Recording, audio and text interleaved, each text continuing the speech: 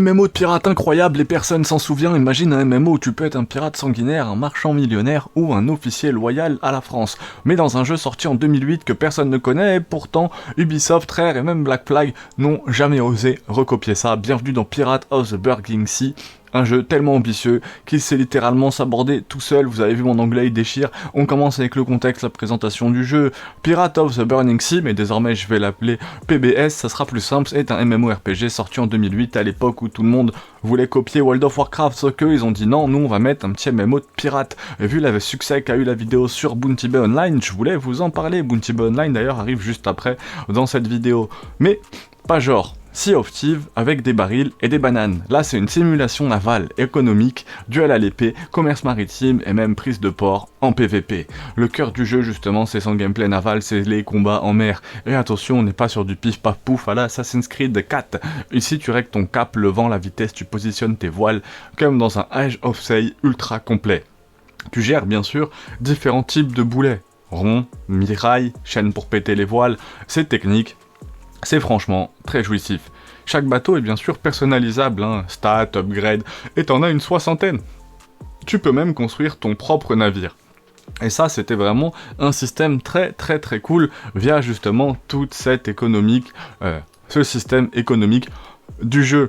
Ce jeu vraiment à la sortie, en plus, on en a pas mal parlé sur Game One, notamment à l'époque. C'était un peu le jeu de pirate, le MMORPG pirate un peu révolutionnaire. Le gameplay, justement, au sol, est un peu plus axé sur l'épée. On n'a pas que des marins dans le jeu. Quand t'abordes un navire, paf, phase au sol direct, duel d'épée, pistolet à silex, esquive, combo, finish move. Bon, c'est pas Dark Souls, c'est plus Ryzen 2 avec un peu d'acide, mais ça marche. Et franchement, pour l'époque, c'était même vraiment osé.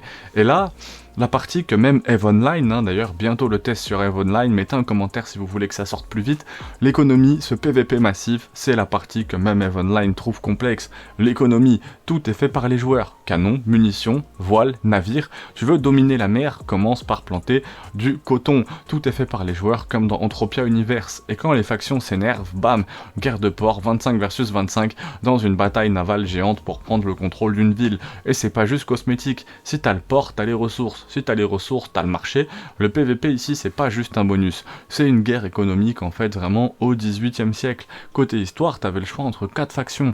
Et la France, stylée, mais snob, c'est assez réel. L'Angleterre, solide mais conservatrice. Et l'Espagne, fière mais en déclin. Et les pirates, liberté, pillage et style de vie complètement borderline, c'est ce qu'on préfère. Chaque nation a ses propres quêtes, son propre arbre de talent, ses propres navires, et même une narration bien écrite, c'est pas du BioWare, mais franchement t'es très vite embarqué. Si Sea of Thieves et EVE Online avaient eu un enfant, élevé par un fan de Sid Meier's Pirate, ça serait Pirates of the Burning Sea, mais avec plus de calcul d'angle de tir que de banane. Et là où Skull and Bones galère encore à sortir, ce jeu l'a fait il y a 17 ans. Enfin, Skull and Bones d'ailleurs, c'est sorti, juste après, dans cette vidéo où je vous présente tous les MMORPG justement de pirates qui sont jamais sortis. Ce système économique de malade, des guerres de territoire, un PVP maritime, c'est quand même vraiment surprenant. Alors, avec un jeu aussi bien, on peut se demander pourquoi il a échoué. Pourquoi on n'en parle jamais ? Pourquoi ce jeu a disparu dans les profondeurs de l'océan numérique? 2 raisons. Il est sorti trop tôt, trop ambitieux, trop complexe pour le public de l'époque. Aussi, le fait de pas être abonné à ma chaîne, du coup vous connaissez pas tous les classiques du jeu vidéo. Et surtout, l'interface était complètement moche. Non vraiment, on aurait dit une appli bancaire de 2004. Ajoute à ça, marketing en mode message dans une bouteille et tu obtiens un chef-d'œuvre complètement oublié.